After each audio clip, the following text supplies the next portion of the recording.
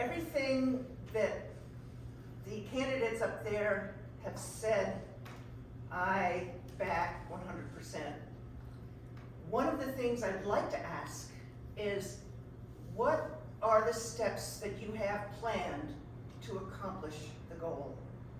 Specifically, Tim, what are the steps you have planned to accomplish what you've stated are the primary concerns that we all have? Thank you. Thank you. Great question. And as many people know, we spent many hours drafting proposed amendments to our zoning code. They basically stalled out, but I have them. I brought many folders, and they're in one of these folders. And they're basically drawn from North Elba's prior zoning code. The language is directly patterned after that language, and that is the language that allowed North Elba to prevail in its lengthy court case against Walmart. It was a landmark case, and so we don't need to reinvent the wheel. We can use language that has been used by other towns. I would also like, if the three of us are elected, we will review the 1987 zoning code, the previous code that I discussed, which is up here somewhere.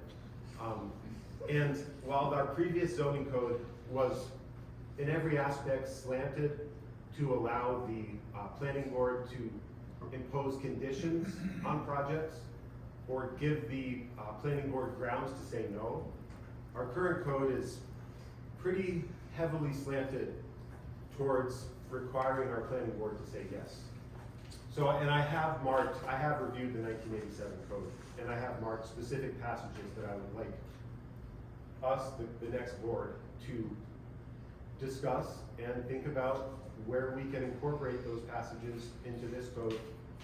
So just amending the zoning code, which will be a deliberative, collaborative process, and there will be public hearings, there will be probably committees, but the language, Wilmington has had the language in the past, other towns have the language, so I'm not going to be making anything up. I'm going to be relying on languages that courts have relied upon to uphold planning board's decisions. Does that answer your question? That answers the zoning situations. Okay. My other question is, everybody keeps saying, the lower taxes for lower taxes. What are the plans, what are the plans to accomplish lowering our taxes and making our homes more economically feasible for those of us who are retired or a lower income? What are the plans to reduce those taxes? Thank you. So there are things that the town has already started looking towards. There's grants and things that they can apply for if you're lower income or if you have some sort of housing situation. That would help lower how much money that you put into your house. But also there are places where we could take money, so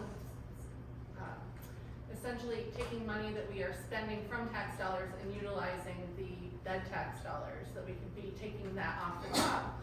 Also, Tim put forth a very lengthy proposal about where he thinks that we could get money from the short-term rentals, increasing the amount of revenue that they bring in, charging them yearly, increasing the amount of money that they are being charged every year rather than every 2 years. That's one way.